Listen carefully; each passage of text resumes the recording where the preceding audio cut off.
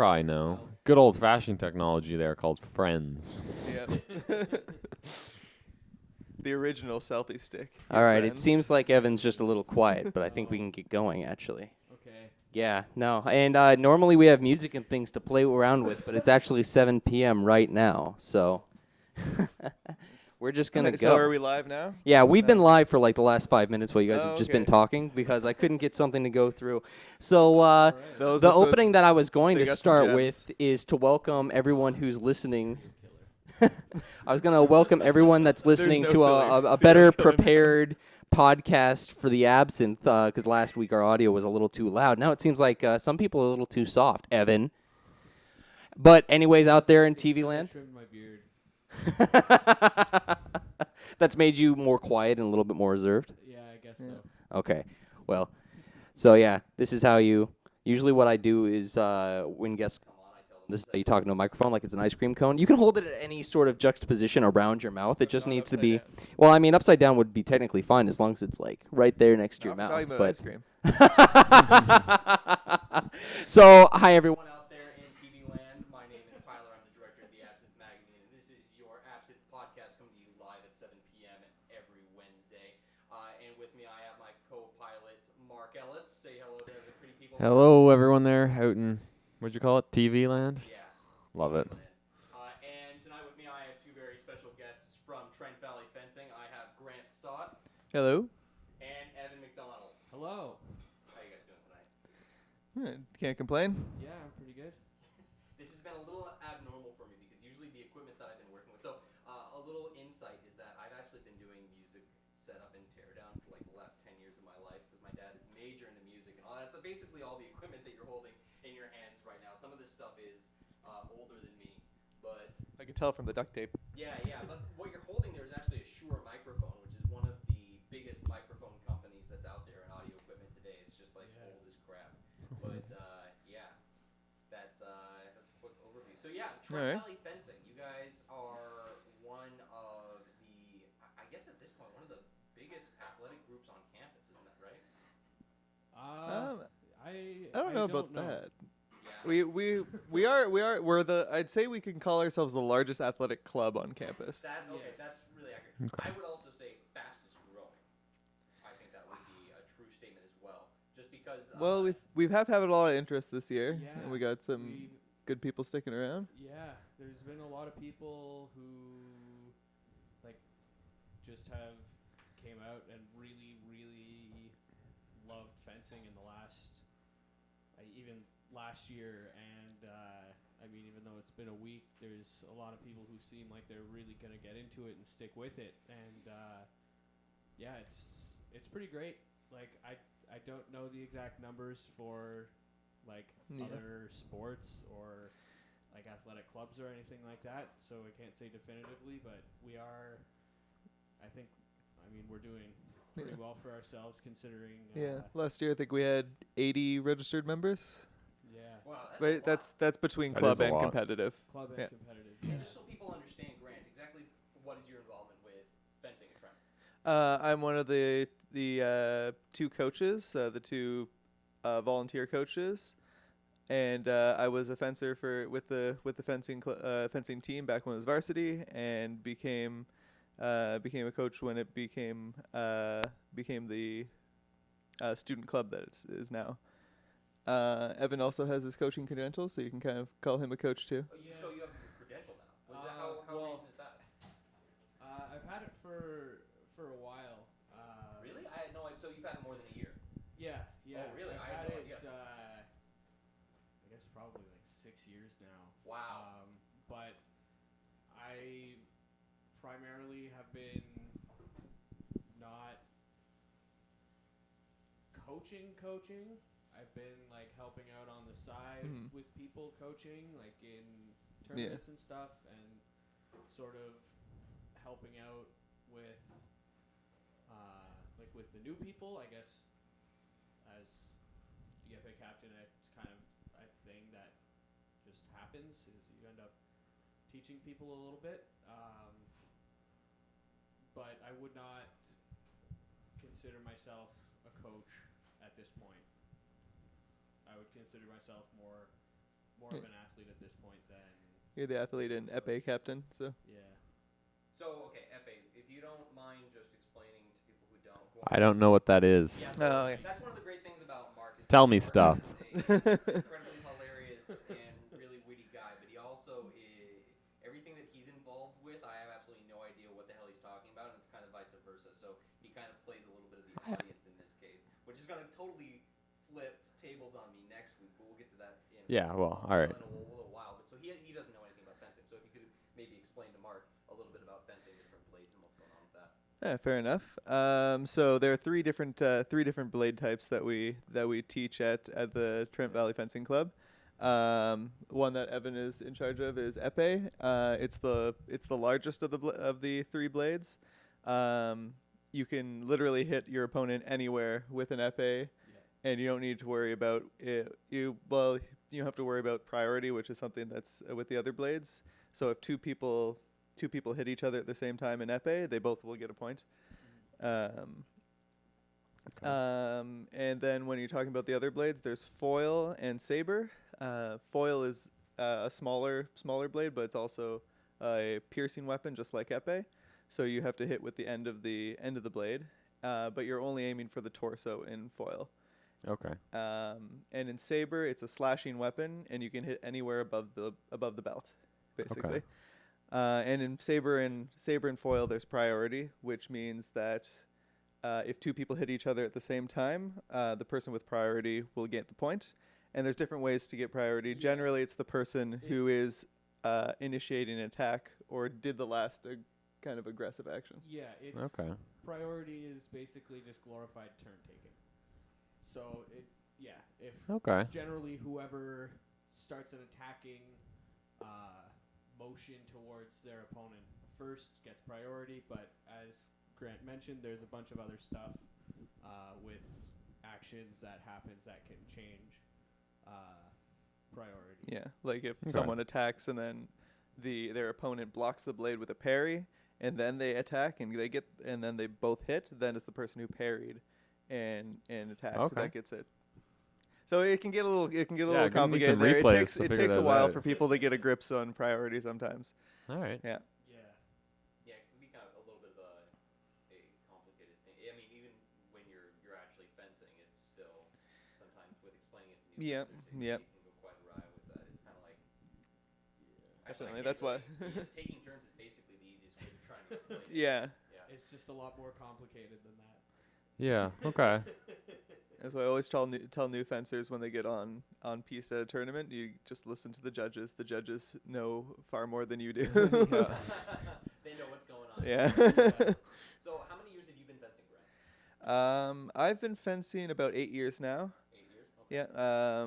I had 1 year before university, in grade 11, and then I started up again in first year university. I've been competitive for 6 years, and yeah, I started coaching the team about 3 years ago now, I think. So you mentioned like grade 11. Did someone like walk into your high school and be like, "I want to teach people how to fence," and you were like, "Oh, I'm gonna be that guy. Yes. I'm gonna do that." It was my grade 11 geography teacher. Okay. At the beginning of geography class, she's like, "I like fencing. Does anyone else here want to learn fencing?" And I put up my hand, and then she started a fencing club. Okay. And then she got that's neat. transferred to What was another her school name? the next year. What was your name? Wow. Mrs. Thompson. I don't actually know her first. I think it was Jill. No, it wasn't Jill. That was my roommate. It was Mrs. Thompson. Okay. That's neat. I mean, I was wondering where that would have come from because I mean, I see like our gym unit had like an archery unit, but like we didn't have a fencing unit or anything. So Yeah, like, we had archery as a phys ed course. part but of like phys ed. this was my after school activity. All right, that's pretty neat Yeah. then. And can you give us maybe a brief overview of your history in fencing? Because otherwise we'd It's probably so long. basically getting your history in fencing is a little like asking about the history of fencing in general, right? You were there when the first blade was forged. Not quite. My parents met through fencing. They were both athletes at Mac.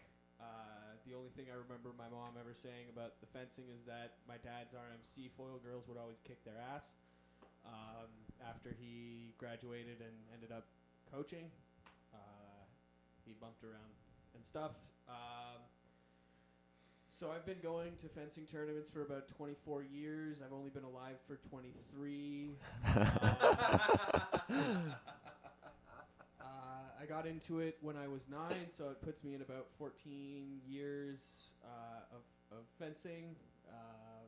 Obviously, I did a lot before coming to university, and thinking back on my entire fencing career, there was only like a couple of seasons maybe where I had like a better season than some of the ones that I've had recently in terms of doing well at higher level tournaments and stuff like that. But yeah, I'm really glad that there's still fencing around, because I think I would go crazy if I wasn't able to fence after fencing for most of my life. That sounds pretty crazy. Have you ever thought of like you're gonna keep fencing for the rest of your life, or? Yeah, probably. Oh, yeah, you should meet his dad. Yeah, I was gonna say I'm probably just gonna turn into my dad, and then just coach. If I have kids, coach my kids. Once they're old enough, get back into it. Cool. All right. And you represented Canada, right, at Worlds? I have represented Canada. It was like 2008 at a Junior World Cup. Cool. It was a crazy experience. It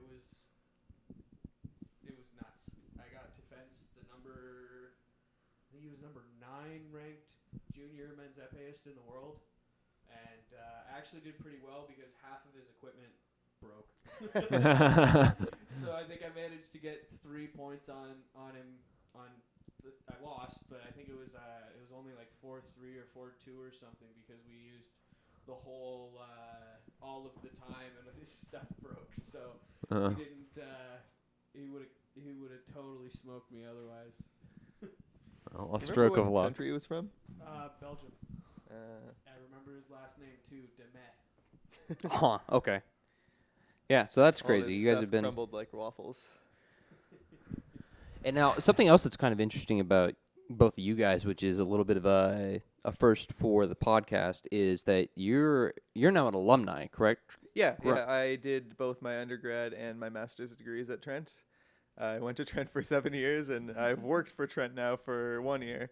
So Oh, okay. So that's your job is involved with actually being at Trent now. Yeah, I'm a research scientist in the environmental science department. Oh, okay. So I handle a lot of the soil samples that we get in from. We get a lot of soil samples in from BC, Ireland, and Alberta. Okay. Different reasons for them. A lot of them are contracts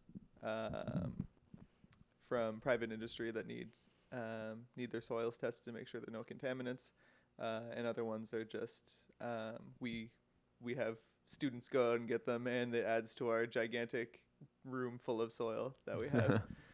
Interesting. Okay, so that's a service then that can be paid for at Trent. Is that companies will do that, or is it more of a service that's provided? The university can get contracts to Just because we have analyze soil. the infrastructure for it, huh? Pardon? Like we have the instruments for it. We have the analytical equipment. I'm not exactly sure if it goes through the department directly or if it goes through my supervisor or my supervisor is the lead on it. But the soil show up and I analyze them. Oh, great. We'd like to come back to that. The main point that I brought it up is also, Evan, you've been at Trent for a while now as well, right? Yes. I'm currently in year 6. Yeah. So both of you guys have quite a few years on, both Mark and myself, as far as like kind of a history of Trent and knowing Trent and what's been going on. So one of the things that you mentioned is that Trent Fencing was a varsity group previously, right? And so the name changed now. It was just Trent Fencing or Trent Varsity, and now it's Trent Valley Fencing is the name of the group that's on campus. Yeah. So I was wondering if maybe we could, talk a little bit about if you guys have any comments or a little bit of insight on how Trent has changed over the past 6 to 8 years. And different, because now we have like the student center that's being built. We have gained and lost some colleges. We recently this year have, I don't know if you guys are aware, but had a little bit of a housing crisis with how many first years that we had coming in. And so, were you guys around when Peter Robinson was a college or Blackburn? No, that was before our time. Okay, so I personally didn't know the date, so I was wondering about that. I mean, because obviously we've gone through a couple of economic changes, and that's one of the reasons that Trent was the fencing team was dropped from the varsity bill, right? It was prioritized over rugby for some reason. PR was before our time. I know that was the Bonnie Patterson era. Oh, right. Yeah, okay. It was, the old fencing coach was in PR. Oh, okay. Yeah, so we do. All right. Know about I have my that dates era. way off. Anyone listening, you can shame me. Yeah, I think it was, relatively recently that they sold it. Right. So not totally off. Yeah, Mm-hmm. they sold it. It was an interesting thing. They raised money from the alumni of PR to expand PR, and from what I understand, once they had the money, they turned around, sold PR, and built Zosky. So okay. It was a little bit. I think some people are still pretty upset about that. Yeah. And Zosky's a nice building on the inside. On the inside. It's art, guys. It's art. Art, definitely. Yeah, well, that was one of the first things that we were talking about on our first audio test podcast, which it seems like is becoming the trend of every week with testing audio. But just down the street from us, where the Village on Argyle is, which is usually affiliated with the Master's Seminary, an entire wing is a Zoutsky Annex. No way. Yeah, there's almost 80 students being housed there right now. 79 students, 3 floors, all brightly painted, just like the Zosky on campus. Wow. Got their own little section. And Cheddar yellow. They're not building those cookie cutter apartment buildings fast enough, I guess. Yeah, not quite. Can't quite get those sweet investments from London in yet to gobble up all the Peterborough real estate. Yeah, really. Yeah. So that was just something I was kind of wondering if. Anyway, well, you asked a question well, I before mean, we got just onto Trent this is tangent. changing so quickly now. I mean, is this as someone who has a little bit of a larger scope to analyze or to notice the different changes that have been going on campus? I mean, obviously, food has changed incredibly. I heard that Aramark was actually best in its last year as far as providing food, and now we're with Chadwell's. Great. Aramark was great, and then everything before that wasn't enough. To keep them. I don't know.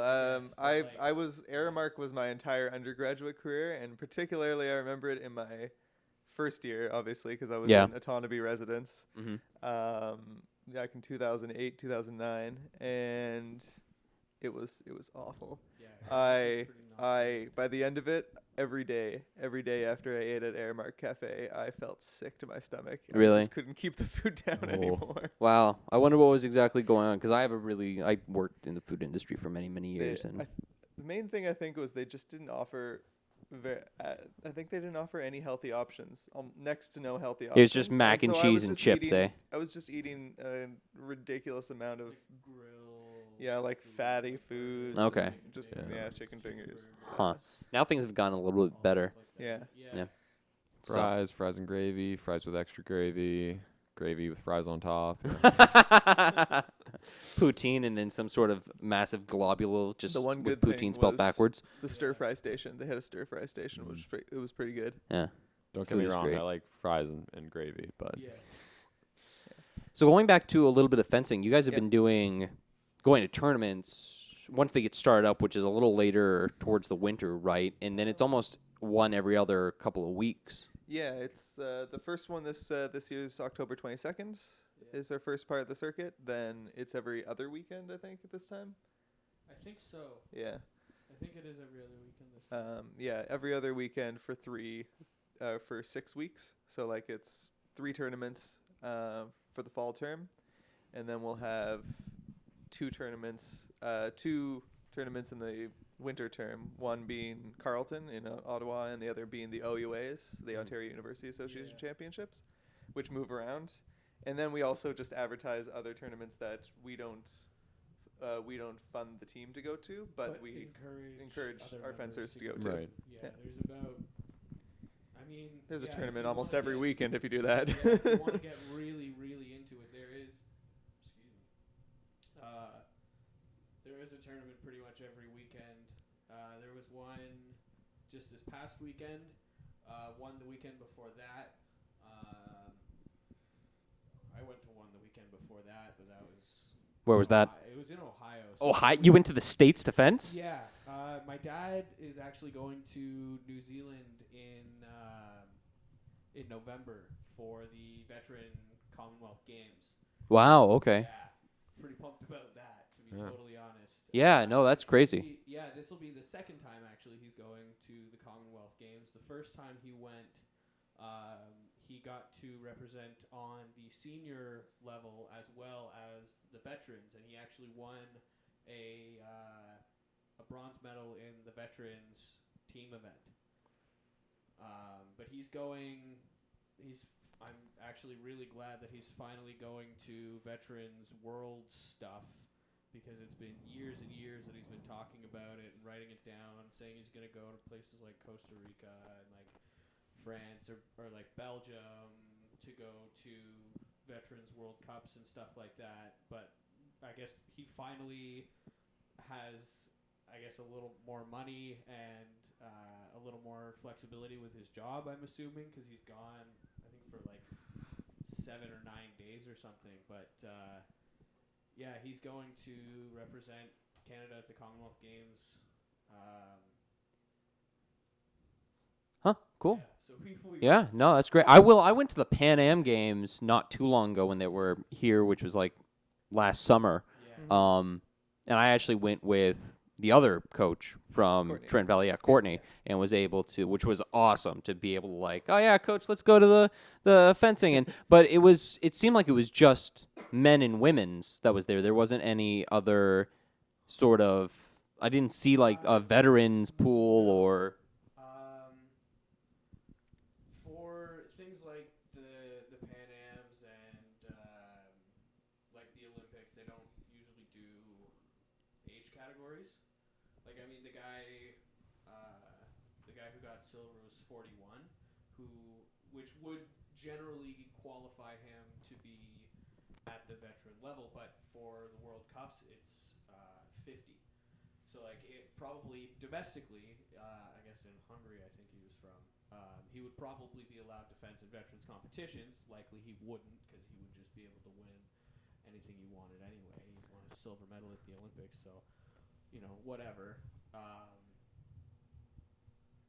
But I'm not entirely sure why. I think it just kind of saves a little bit of time, and not to take away from the skill level and ability of veterans fencers. They're fucking scary, man. Yeah. Oh yeah. Well, so I went to, I don't know if you remember. It's just not, I mean, like, it is entertaining, but it's not like the same level, right? It's just kind of a different playing field in that sense.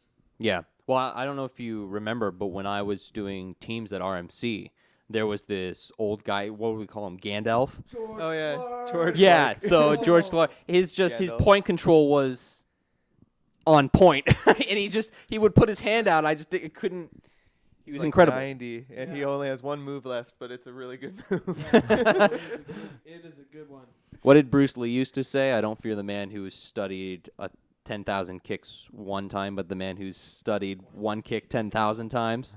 Yeah. Pretty much sums up George Clark. Yeah, so that was definitely an experience. Yeah, it's a little. I mean, I'm obviously involved with the Absynthe now, but I was involved with fencing, and that was just a grand time. I love any sort of sport where you're really dependent on yourself. I'm personally not really great at teams, but there's also a team component that you can incorporate into fencing, which is a lot of fun because you still get the camaraderie of being on a team and watching other people and growing closer as kind of like a little fencing family, really. Right? Yeah, definitely. I've always liked team tournaments for that kind of thing. You get to everyone. Well, for one thing, everyone's in one place. As a coach, it's nice because I don't have to run around and try and find everyone. Because at individual tournaments, you're trying to keep track of like up to like 6 people who are fencing at once. You have to, and they're all at different parts of the gym. So I like team tournaments because it's easier on me. They're all right together, and I can give them. It's easier to give advice, so when I be able to watch them for multiple points. But also just when I'm an athlete fencing in those, it's just nice because there's your teammates are around. You kind of have like a little cheering section, and it's nice to have that support. And also, you get to watch your you get to like kind of fence different people, and then your teammates will fence those people, so you can kind of like give them hints, or like they can give you hints, and you can watch them and kind of figure it out that way. It's fun. Yeah. It's a lot of fun. Team is also like is kind of weird as well, because you don't necessarily have to be the 3 best fencers to do well.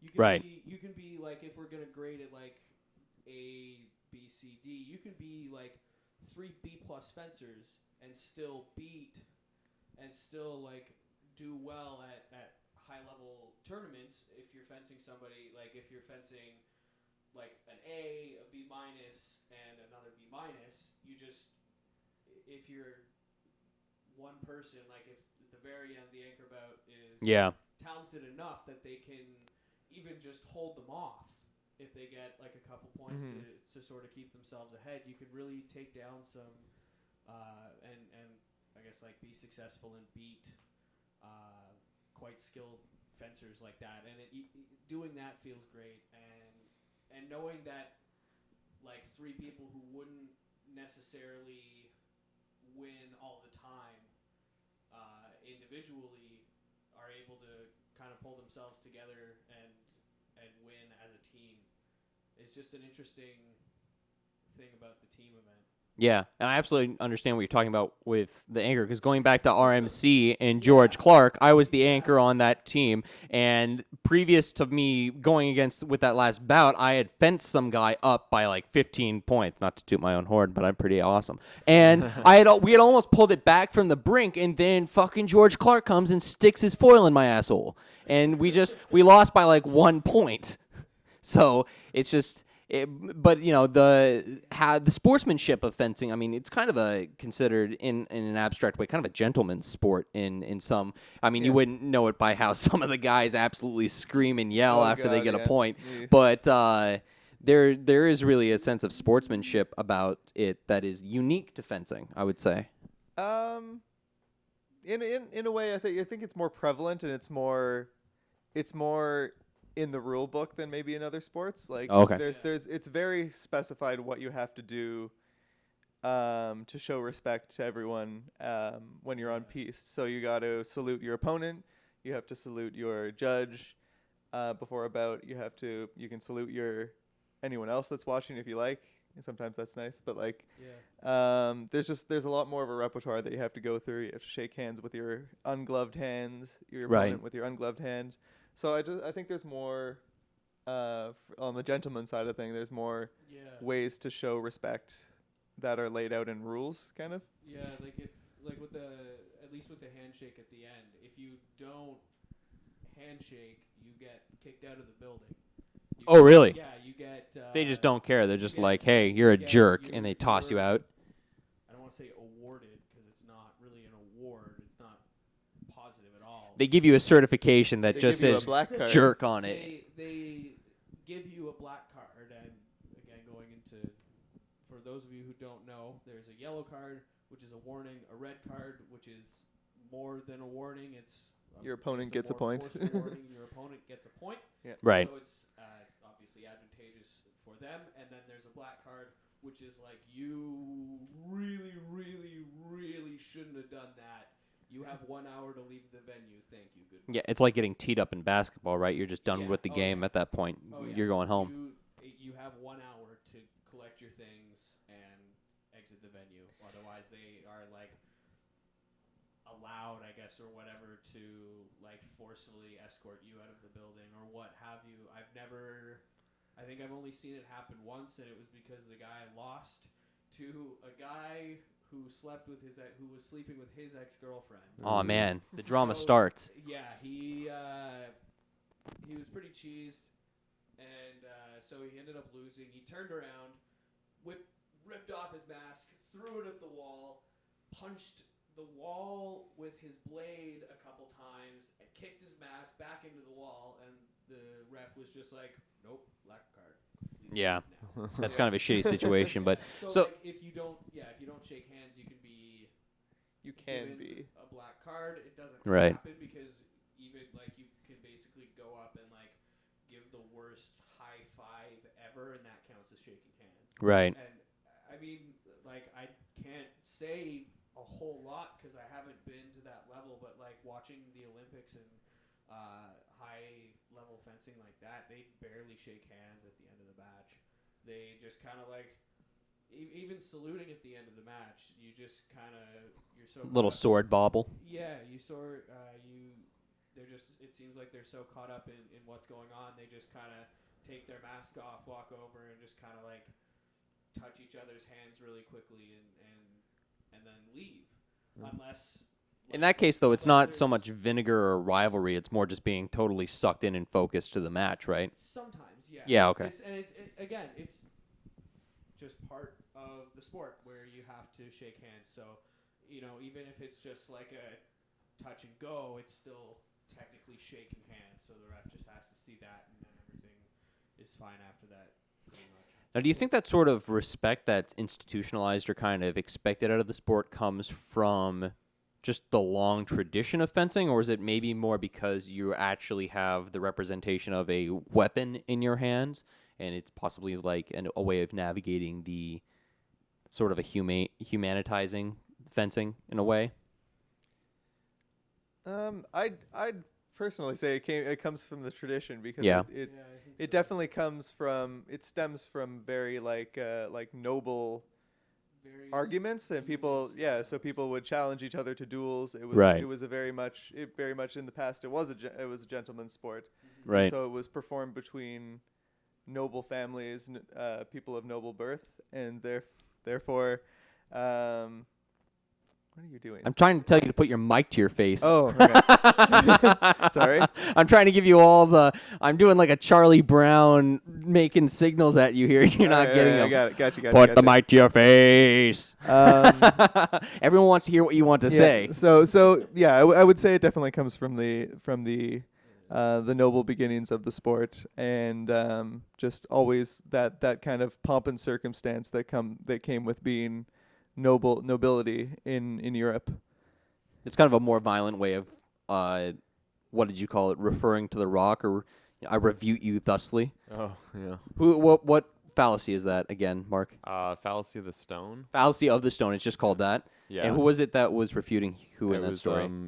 Bishop George Barclay, and he was being refuted by some guy. He essentially proposed that everything was mines and we have no physical world, essentially. Right. And the guy basically just like, there's a stone on the ground. He just kicked the stone. He's like, I refute you thusly. And he just kind of left it at that. Basically, like, I'm refusing to talk to you. We're done here.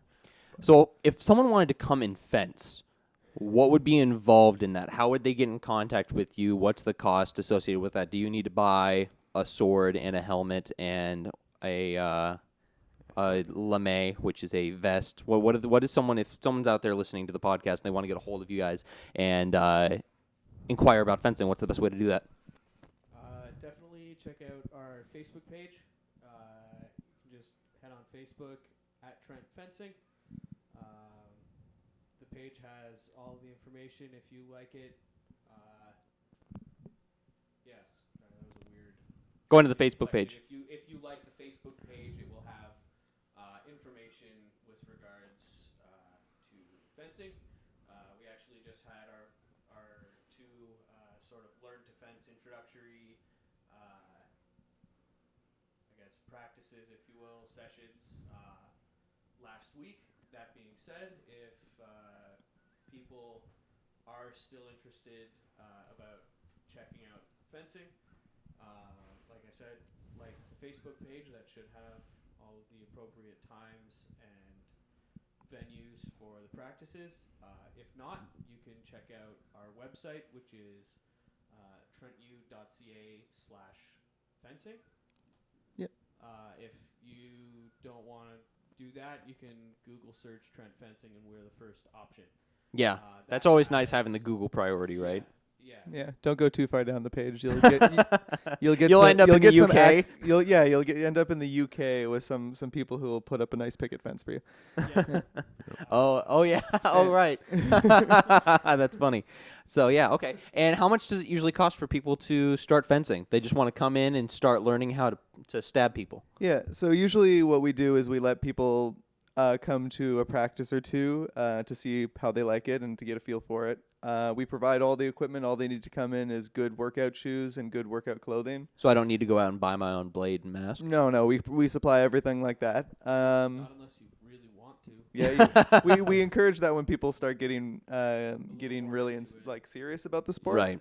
Because then it's a lot of money. It's even for like fairly inexpensive equipment for a student at least, it's a pretty hefty bill still. Yeah. But for the students who want to fence with Trent Valley Fencing, how much is that to drop in once you actually commit? Yeah, so for the club membership, it's $20 a semester, and then they can come out to as many practices as they want, and they can use all of our equipment. And of course, get lessons from. And then they get lessons. They'll learn from the coaches as well as their teammates. And then there's the competitive membership, which we charge $60 a year, which might sound a little high, but we provide all the equipment if they want to go to competitive tournaments. It's still cheaper. It's much cheaper than varsity. Much cheaper than varsity.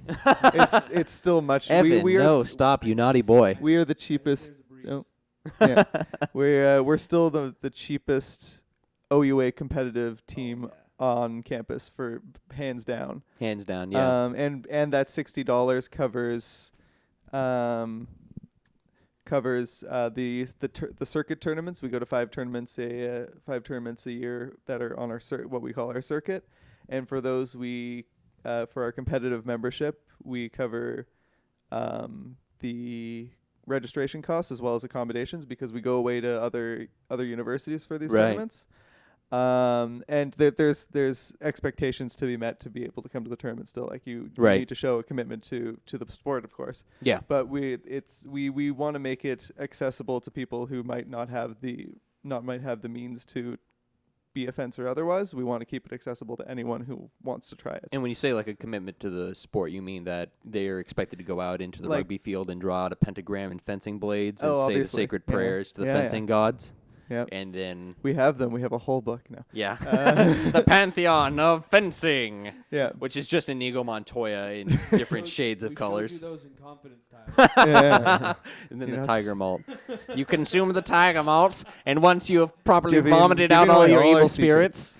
But but a commitment to the sport means that they're coming out, they're doing their practices, and they're worth it to take to the tournament. They're worth it. They have a serious investment. Putting in the effort. Right. Yeah, to represent Trent. The effort that they want to come to tournament. And it's an incredible amount of fun. You go out to a completely different city. You get to see different universities. You get to compete with different people, and of course, get closer and closer to your Trent Valley Fencing family. Right. Yeah, like we all stay together. The accommodations are provided. We all stay together.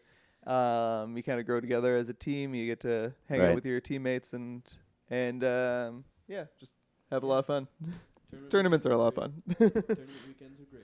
Yeah. So okay, so when you're fencing, you take up a fencing stance, a lot like what you would. I think most people are pretty well acquainted with how it looks, and it almost like when you're looking at it, looks like, especially how it's depicted in media, like you're dancing, but it's basically like doing a static squat, right? If you've watched Inigo Montoya and the Dread Pirate Roberts in The Princess Bride, in The Princess Bride, that's fairly William close. Goldman, man.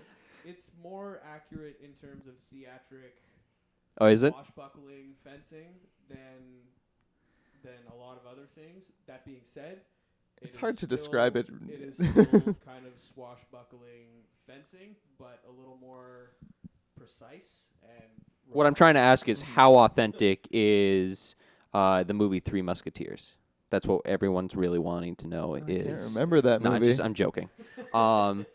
Which is kind of like a weird thing that they're the Three Musketeers, but there are actually 4 of them. But anyways. They also don't have muskets. Spoiler alert. This is just that's what we do here on the Absynthe podcast, is we just blow apart fallacies, get rid of misconceptions. Great. So yeah, go to the Trent Valley Fencing or Trent Fencing Facebook group, get in contact with them, and then you already have all your gym times up, and also some upcoming tournament times on your Facebook group at this point, right? Yes. Yeah. Yep. All right. Well, great. Mm-hmm. Yeah, fencing's great old fun. Where do you hide your 80 members when you're training? I used to see you guys last year, but I haven't seen anything this year. Do you have Yeah, well, like I'd say our competitive teams between 25 and 30 most years. Okay. And then the rest of our registered members are kind of the transient club members that they'll come and go when they feel like it. Yeah, we have a lot of people right now. Kind of early standard thing for an early year. Yeah, and I mean it happens every year, and some people just can't make it because they prioritize class more than fencing, which is fair.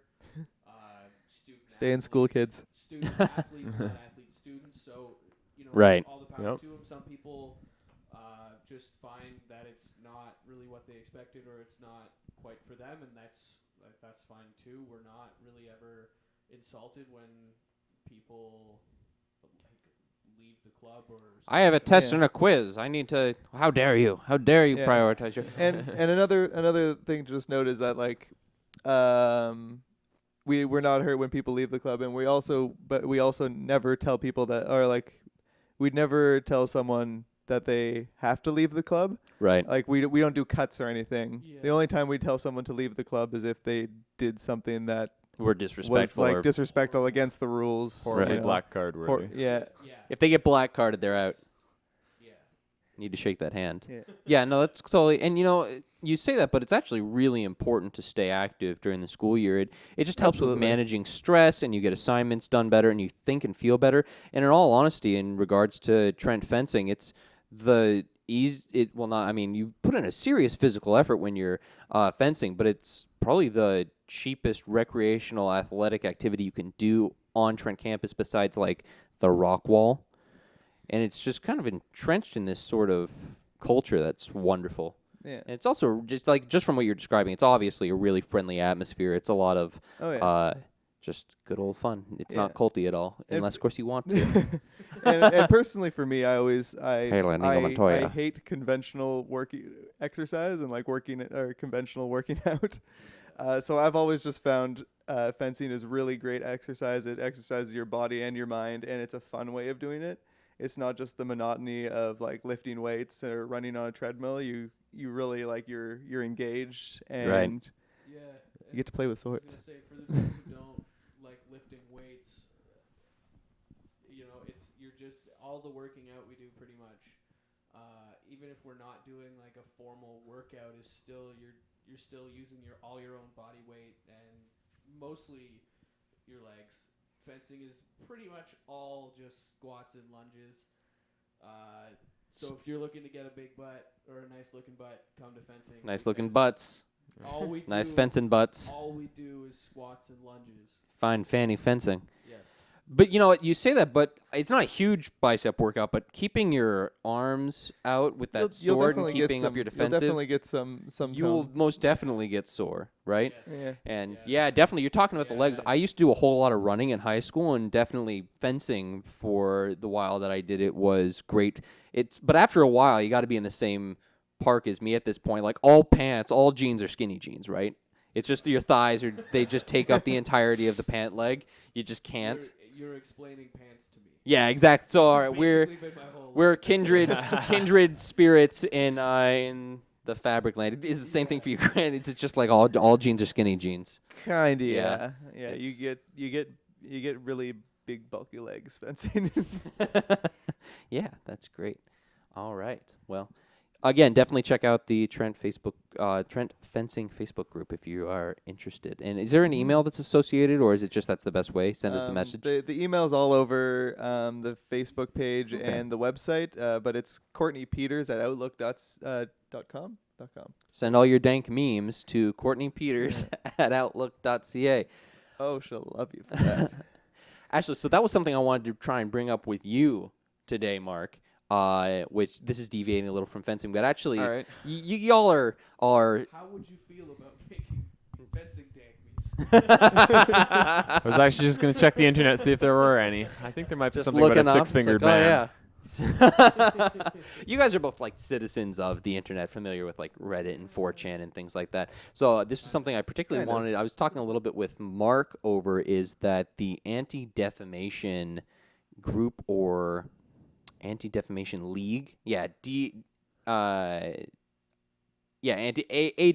Anti-Defamation League, which is primarily a United States-based organization, has recently put Pepe the Frog, which is a meme that people use, the feels good, feels bad meme, and has now added that to their list of hate imagery due to the recent campaign shit slinging in America. I have heard of this story, and I've heard both that is a legitimate, become a legitimate,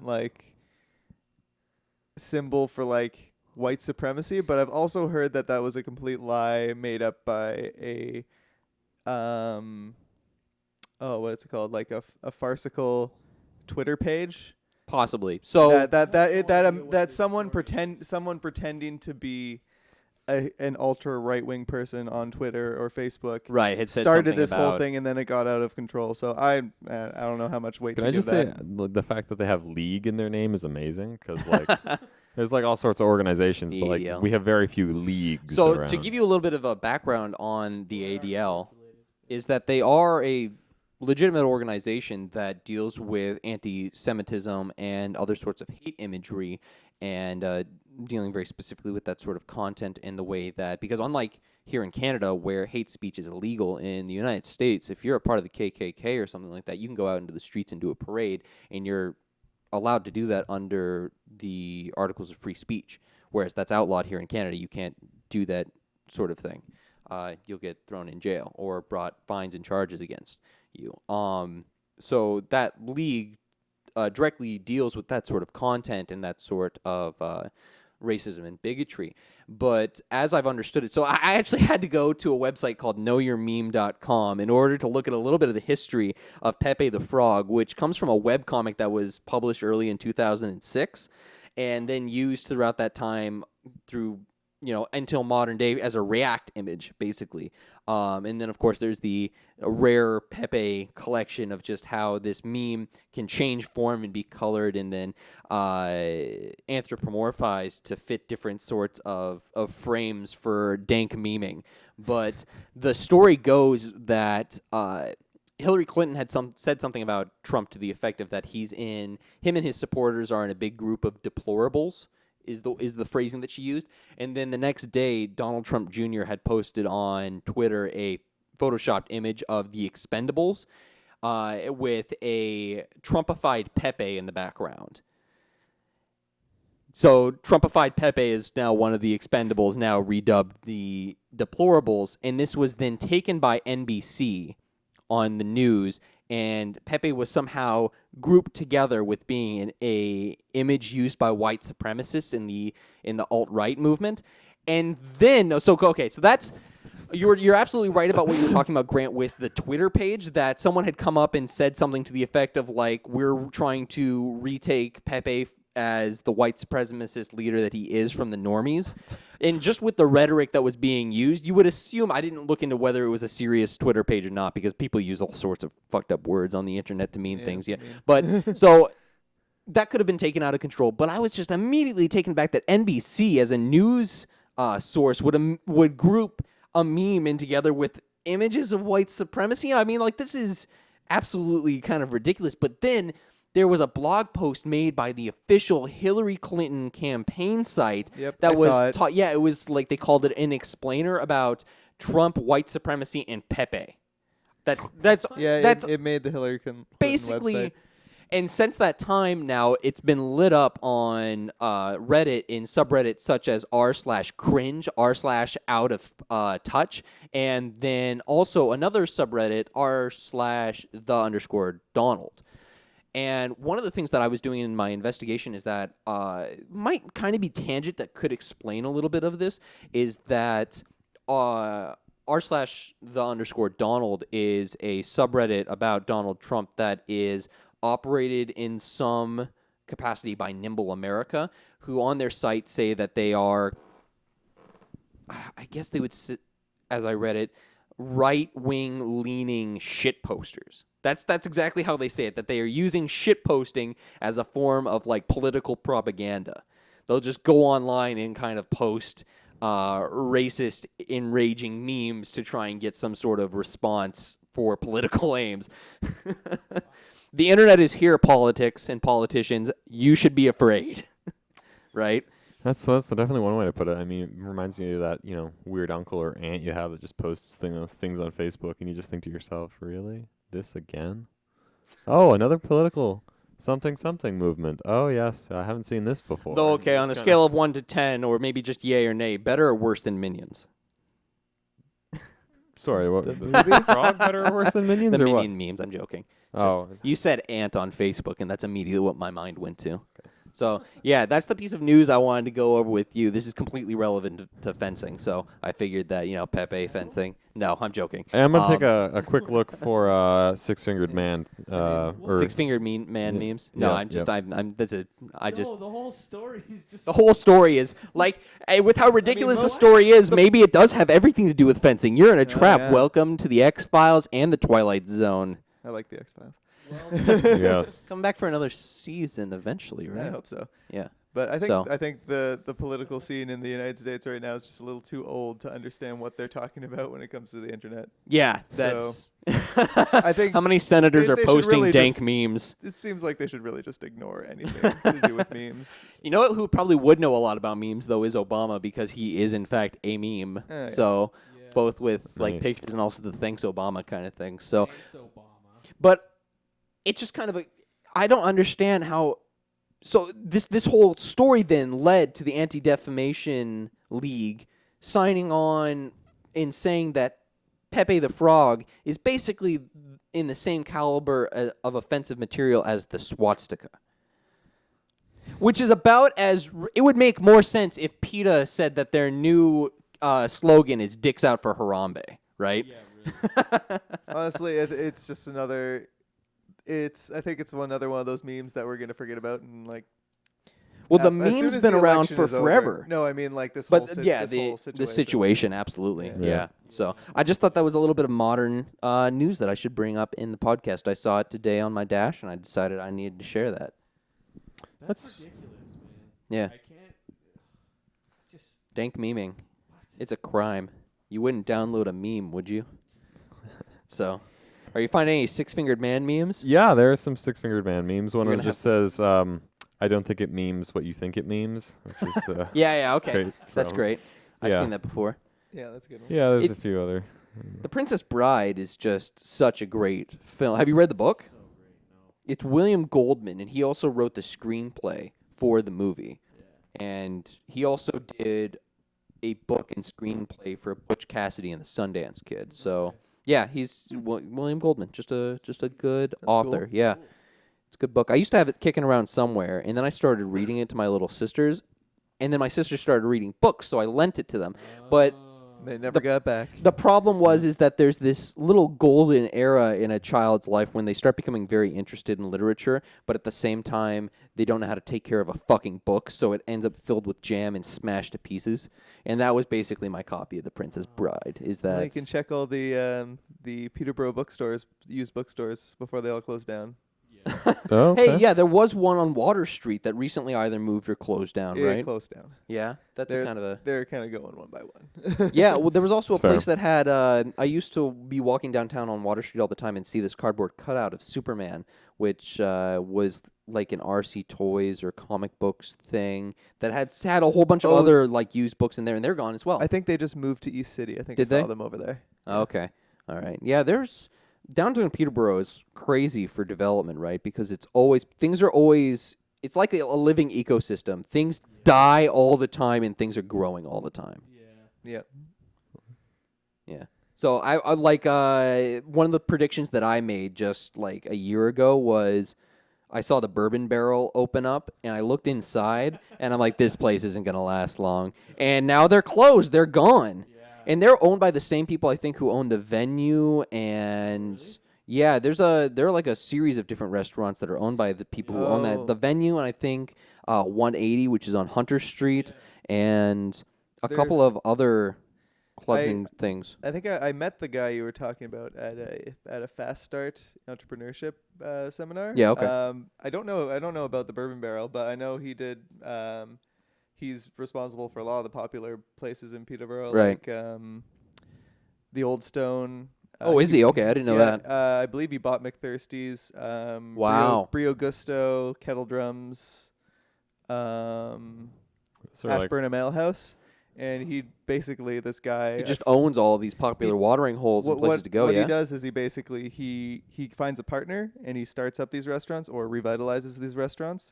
And then he has his partner buy him out. So he's kind of in the business of starting restaurants. And then he lets the partner take it from there.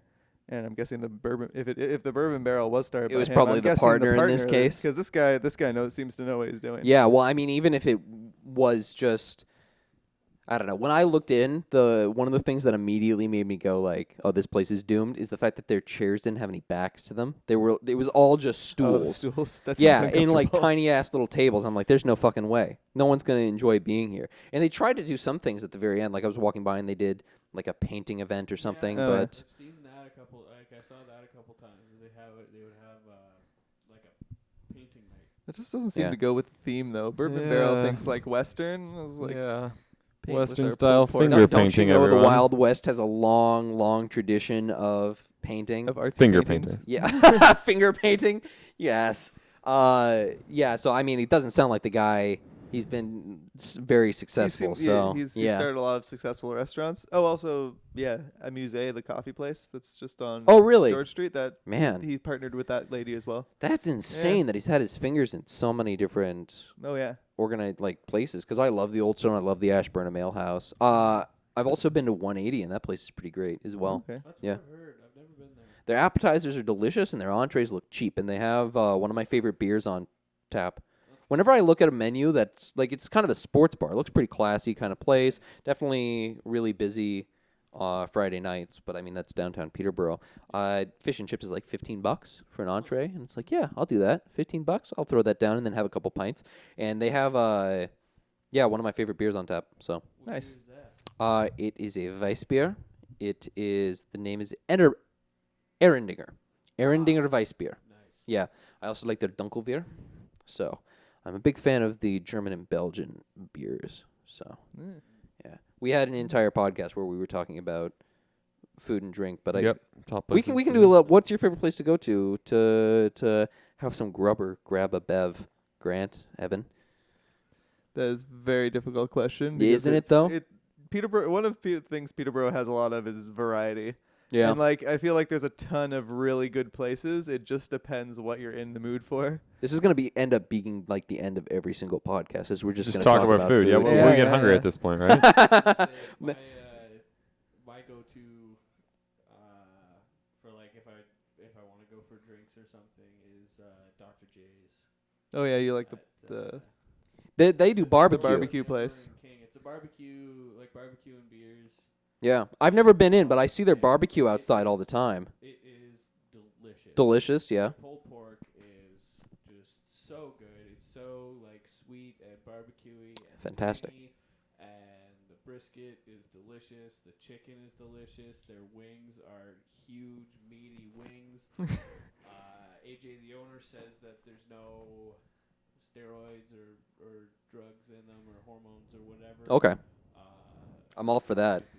I don't want steroids in my meat unless I plan on lifting later in the week. I still remember when it was the Moho, so I'm kind of like, I've been in. It's really nice inside, but I still remember it's the Moho, and the Moho is always such a dive. Oh, okay. That was around when my dad went to Trent. Oh yeah. And it just closed. Oh boy. Down.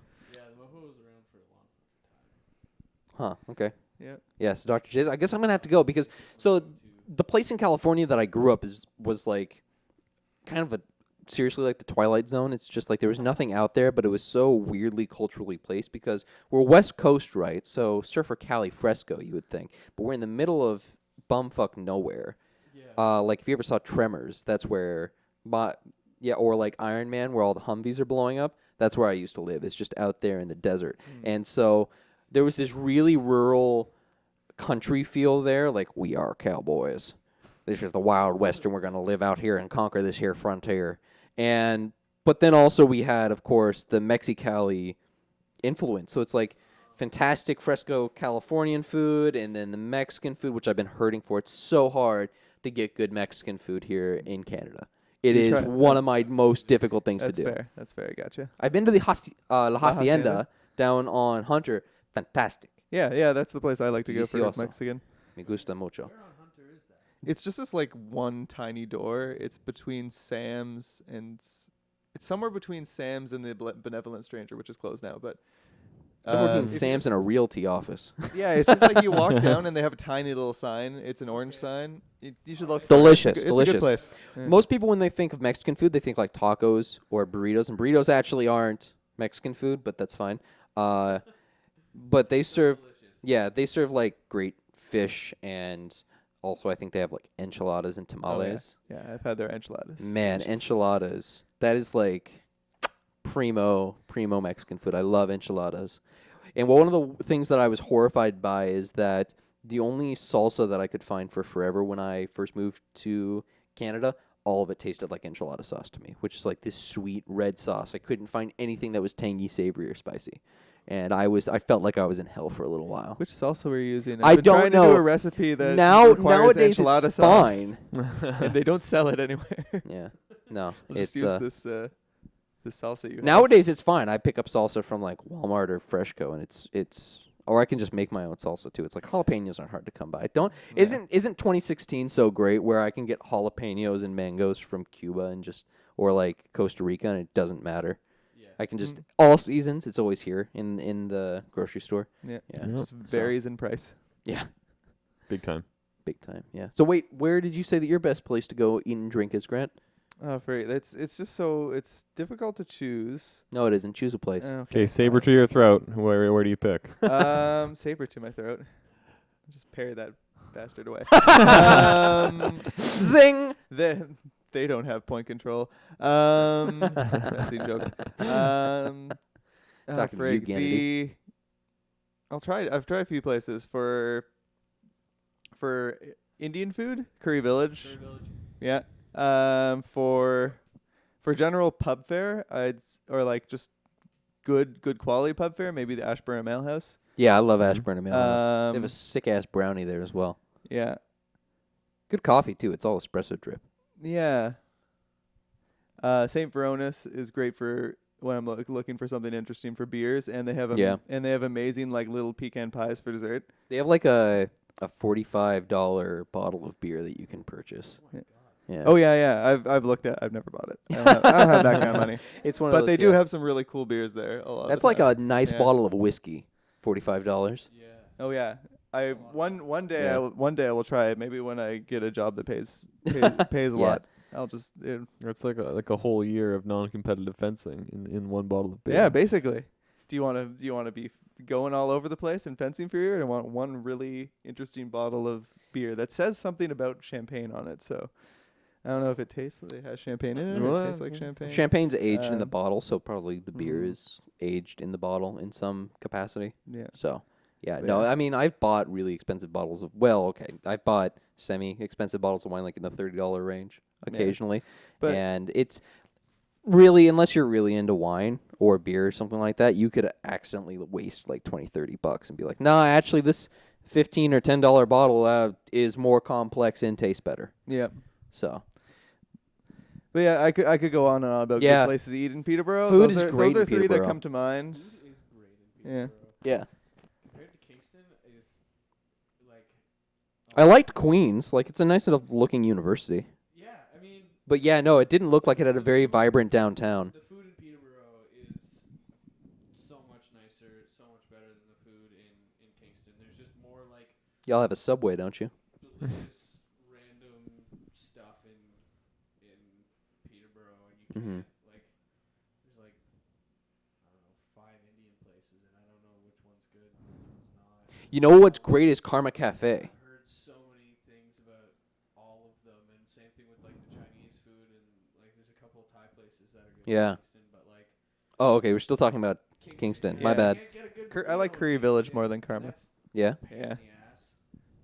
Really? they have Tank House on draft. So okay, so that's Oh, another yeah. thing. Tank House is one of my favorite beers. They have it on draft there. I like Curry Village. I thought it was great. I mean, Yeah, not Curry yeah. Village. No. I like Curry Village too, but Karma Cafe. But I've never been to the Tank House, which is a restaurant that's Neither have I. It's what the back of Sin City was Yeah. during the day. I've been there.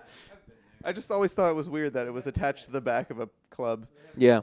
Well, I mean, Riley's in the Junction, right? Oh, Riley's is great. I can't believe I forgot Riley's. Well, I mean, as far as like restaurants being attached to clubs. Yeah. But the thing about Tank House is that like the floor and like the design on the wall ends, and there's just not a wall, and then it's sin.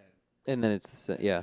It's sin is you can see it. Yeah. That's not a great club. It's weird. From your table into sin, whereas like Riley's and Junction are Yeah, they're separate two doors, separate. like totally almost separate units, but like the same. Right. Unless, of course, you're going up to the patio, but they have everything curtained off. Yeah, exactly. Yeah. It's crazy how big that place is, Junction. They usually, again, they keep it sectioned off even when they're in operation with some curtains. If they had to open everything up, I think that place could probably accommodate a couple hundred people. Yeah. I bet. They're huge. Big, big, big. Yeah. Dank meme, fencing, and food. Dang meme, fencing, and food. I think I just came up with the name for the episode. Thank you, Mark. That's great. You're very welcome. Yeah. And we are actually at 8 o'clock right now. So if We made it. we did make it, yeah. So that is the hour podcast. You have anything else to say, Mark? You have 18 seconds before the serial killer. Yeah. Oh, yeah. That's right. That's right. That's going to be a serious consideration, is how much of that I cut out of the beginning for the YouTube release. Either like people are going to be like completely confused at the beginning, or they're going to be completely confused now. So we'll see how well that goes. Save it for the end. Yeah, but whether you're listening to this live on YouTube or listening to the recording afterwards, this has been another episode of the Absynthe podcast with Trent Valley Fencing. Thank you very much, guys, for coming by. Thanks for having us. And once more, you can go to the Facebook page, Trent Fencing, to go ahead and keep up with all things fencing. Also, make sure to like their Facebook page and also like our Facebook page at Absynthe Trent or Absynthe Magazine on Facebook. And make sure to subscribe to our YouTube channel for more podcast greatness. It's been a lovely night. Say goodbye, Mark. Goodbye, everyone.